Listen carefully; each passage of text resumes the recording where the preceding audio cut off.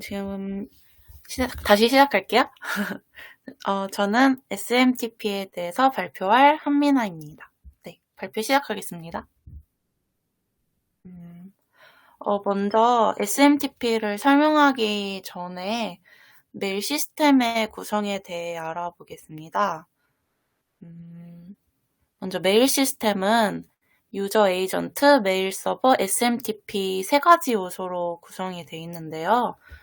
유저 에이전트는 그 사용자가 메일을 읽고 작성하고 전송할 수 있도록 해줍니다.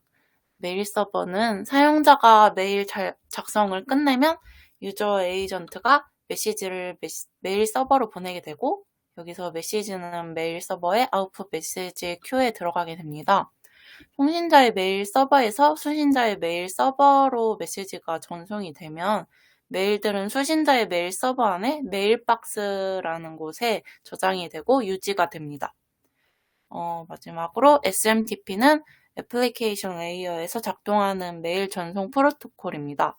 한 메일 서버에서 다른 메일 서버로 메시지를 전송할 때 사용하는 프로토콜이 이제 SMTP라고 합니다.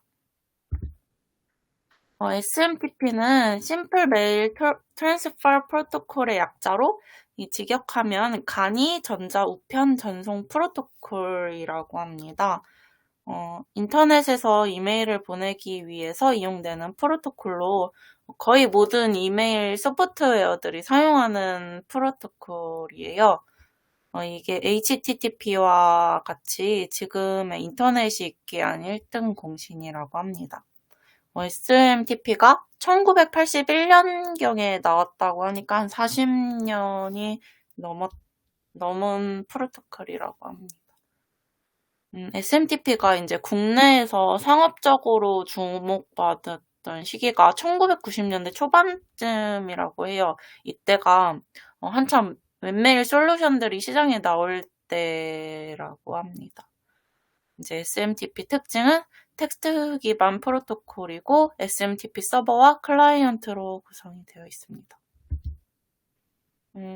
SMTP를 이용한 메일 처리 방식은 메일 시스템이 송신자에서 매체, 수신자로 일반적인 메시지 전송 과정을 따르는데 송신자는 메일 클라이언트 프로그램인 MUA라는 것을 이용해서 메일을 만들어서 보냅니다. 메일 서비스 제공자는 587번 포트를 제공하는데 기존 방식의 호환을 위해서 25번 포트도 함께 제공을 해요.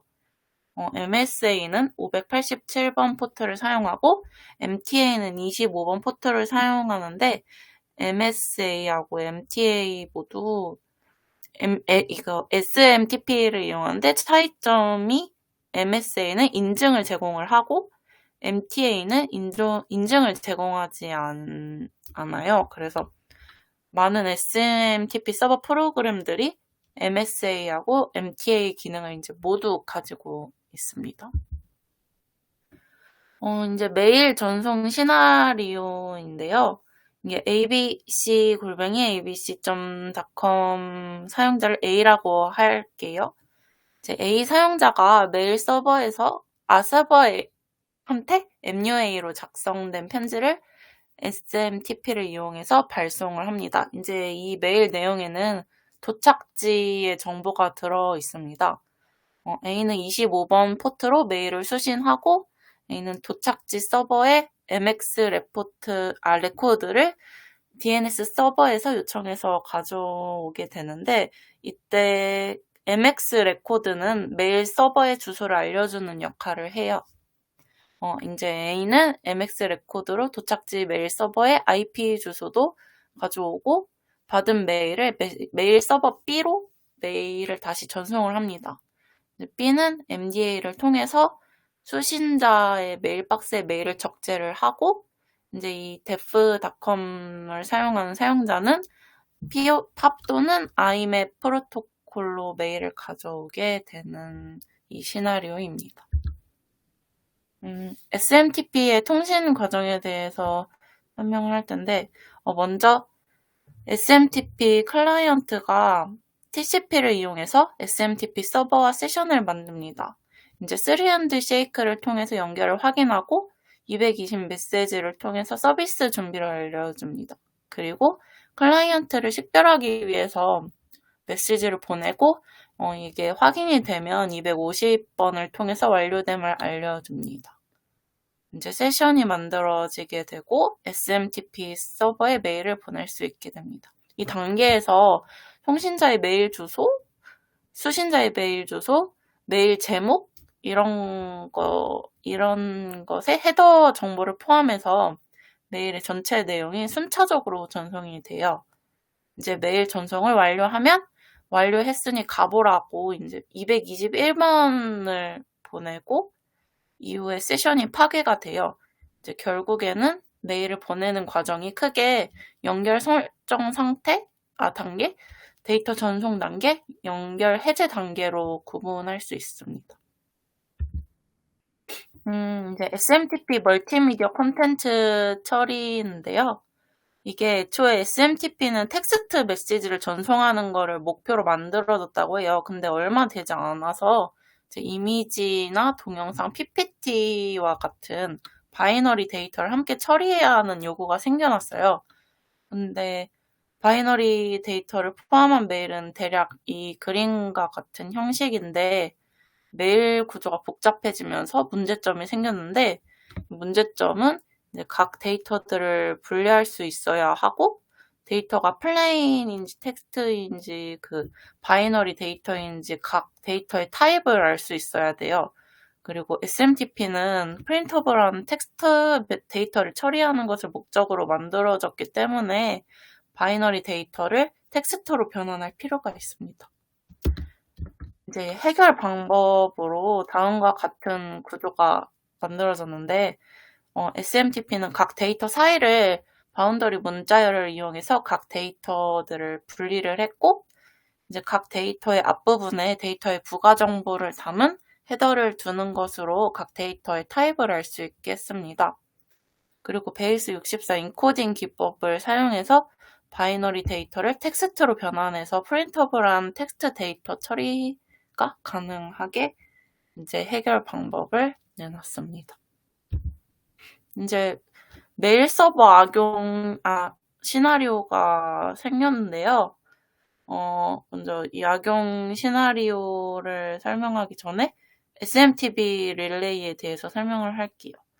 SMTP 릴레이는 메일 서버 외부에서 메일 서버를 경유해서 타 메일 서버로 메일을 발송하는 것을 말하는데 인증 여부에 따라서 오픈 릴레이하고 어텐티케이션 릴레이로 구분이 됩니다. 오픈 릴레이는 모든 메일에 대해서 릴레이를 다 해주는 방식인데 무차별 대입 공격을 통해서 권한 인증 계정을 탈취할 수 있는 취약점을 이용해서 공격을 시도할 수 있습니다.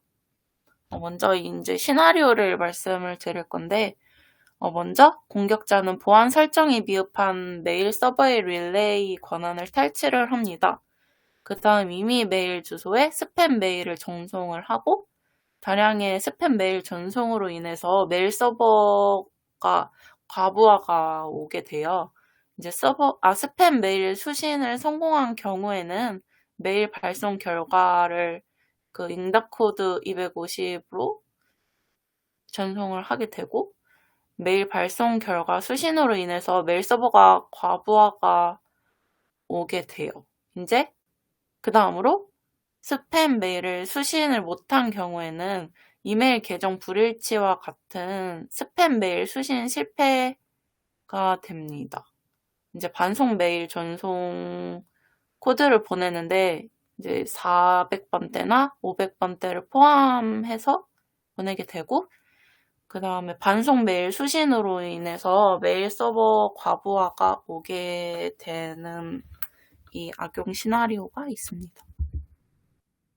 그 다음 사례를 말씀드릴 건데 SMTP 악용 실제 사례로 계정명하고 패스워드를 통해서 대입 공격을 하는 SMTP 스캐너를 사용한 사례입니다. 해당 툴은 지속적인 SMTP 권한을 사용해서 인증을 성공하면 공격자가 정한 메일 주소로 값을 보내게 돼요. 이제 인증 성공 메일 포맷은 이제 보이시는 그림과 같은데, 이 사례는 사전 대입 공격을 했던 IP 위치 정보가 모두 해외였기 때문에 해외 IP 접근 차단 설정을 통해서 서버 악용을 방지할 수 있었던 그런 케이스였습니다. 이 악용 사례들을 막기 위해서 SMTP 보안 시스템이 나왔는데, 먼저 SPF는 특정 도메인이 DNS 서버에 자신의 메일 서버를 등록을 시키고 메일 수신자가 발송 서버를 검증을 할 수 있는 그런 시스템이고, 다음으로 DKIM이라고 메일이 전송 중에 해커 같은 사람들에 의해서 변조되지 않았는지를 검증하는 절차입니다. 마지막으로 DMARC는 스푸핑을 예방하기 위해 만들어진 보안 방법입니다. 제 발표는 이제 여기까지